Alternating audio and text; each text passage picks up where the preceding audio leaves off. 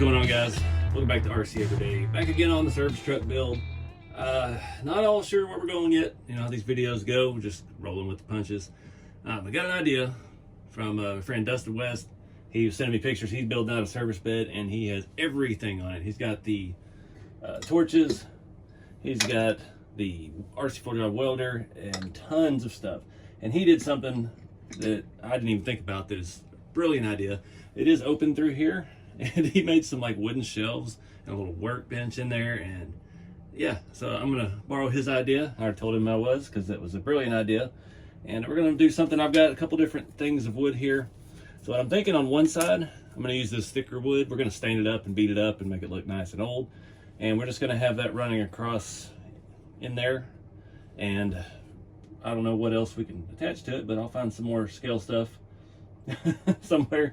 We got boxes of things. Maybe we use some cardboard boxes and I don't know what. Get some more stuff piled in there. On the other side, because this side doesn't have as much going on, I'm thinking, let me open it up. This side doesn't have quite as much. I'm going to use this thinner wood and try to put it across somehow or another and stick some screwdrivers through it. Just like, you know, you drill holes in your wood and it holds your tools. Put some basic hand tools and stuff in it. He had done that on his as well, and it was just cool. It added a nice little touch. I'm looking around on my shop walls. I don't want to rob all of my stuff, but I've got some scale screwdrivers in this little jar. There's a hammer or three, a wrench. So that's some little stuff we could do. That screwdriver's been chewed on by our mouse. That's nice. There's some pliers. I don't think we want to put Bob Ross's paint brush in there, but you never know. So that's what I'm thinking. I've got some, I know I had a scale can of WD-40 somewhere, and I've apparently misplaced it. So I don't guess that'll be going in here, but we'll see what else we can find. So I'm going to start. I use the same stain on all the scale garages pretty much. It's like a dark walnut. Try to find the wood with the most grain to it. You can see this one's got partial stain on it. It's already looking pretty rough. So I'm going to, actually, first I'm going to do is weather this stuff. I'm going to hit these with the wire wheel and like the metal wire, strip down into the grain and rough it up a little bit, put some dents and things in it. I guess on this one, I'm just going to drill some random holes for screwdrivers and things. I need to really figure out how long this is going to be. Something about like that. I'll go ahead and mark an estimate on that, so it'll make it easier as I go to stain those. I can have something to hold on to on the other end. And yeah, we're just going to go from there. So let's get cracking.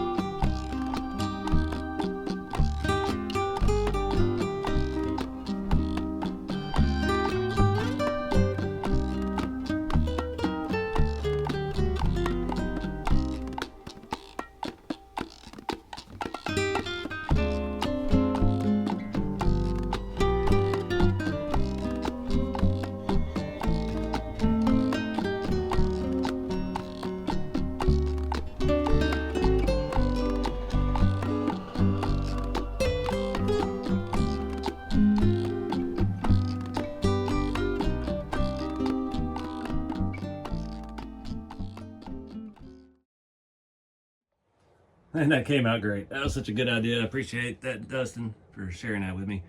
I just threw some random stuff up there. We got some Fram filters and oil filter, air filter, and some snap-on wipes, a flashlight, a can of Quaker State, and a bottle laying down. Other side, didn't have as many hand tools. I didn't want to romp everything out of the scale garage, but got some pliers. I went ahead and threw Bob Ross's paintbrush up there, and yeah. Let's just add something. There was a lot of space left up there, and it needed a little bit more. Fortunately, it's more weight So I don't know what's next. I'm still waiting on my scale license plates to come in. We've talked about needing a bench vise on the back. And again, the only one I have is glued to the table over here. I need to go look for something like that. And yeah, let's see what else we can figure out. I don't want to be done there. I would really like to throw the welder and oxygen and acetylene torch on there, but I don't know. Those are all metal. It's all heavy, and we're already 4 leaves in the back and squatting. I've had a couple of y'all suggest that we could throw leaf or springs back inside the shocks. Some people were saying put like full coilover shocks on it, but we could just throw springs back in those shocks to help with all of this. So we'll see where we end up. Let's just keep adding weight to it, and then we'll worry about the suspension again.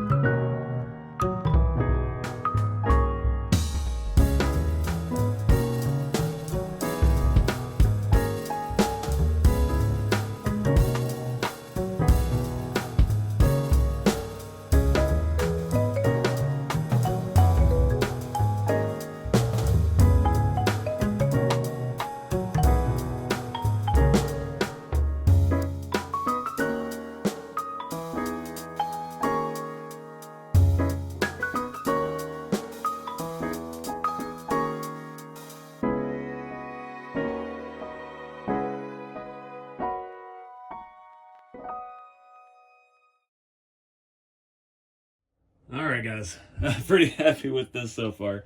I haven't decided yet if I'm going to glue down the cones or not. Added some scale magazines I got from my buddy Wayne's RC World, and the license plates, the Heartbeat of America and the USA 1 on the other side. Rubber chicken, why not? I'm running out of scale stuff. I've got one compartment back here left that's got some space in the bottom, and may print something for that later. I've got a print running right now, so unless I find something. I've been scavenging through my bins trying to find everything. I don't think a 5-gallon bucket will fit over there, unfortunately. Added the jack stands. I sacrificed 2 of my old RC 4-wheel drive jack stands, and I glued those in. Got some, that's actually the pull chain, or the pull cable for the original light fixture that is my old beer sign that I have in the shop. That one there. I swapped it out with an LED a few years ago and rewired it. So yeah, I've got that empty compartment there. I can look real quick, see if a bucket would fit. Maybe without the lid. Oh, it might work. All right, let me weather that up real quick. Trying to think what I could put in it that would dry solid and be dark colored. I don't know, let me look around.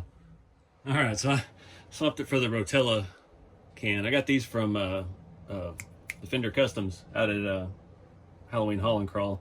I threw some sand in it, and then I hit it with some of that glue that was supposed to be clear that we tried to use in the beginning on the other things that wasn't really clear.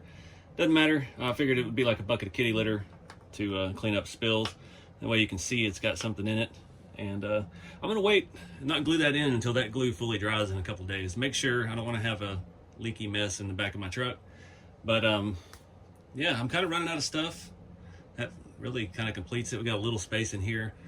Again, I don't know about lights yet. I hate doing lights, and wiring from back here. We'd have to run stuff all the way through, and it just doesn't sound like fun. So we'll see. Yeah, let's see how much this thing weighs. I got my postal scale out, so let's see if we can balance this thing up. And this is still without a battery in it as well. So right now, without a battery, we're at 12.5 pounds.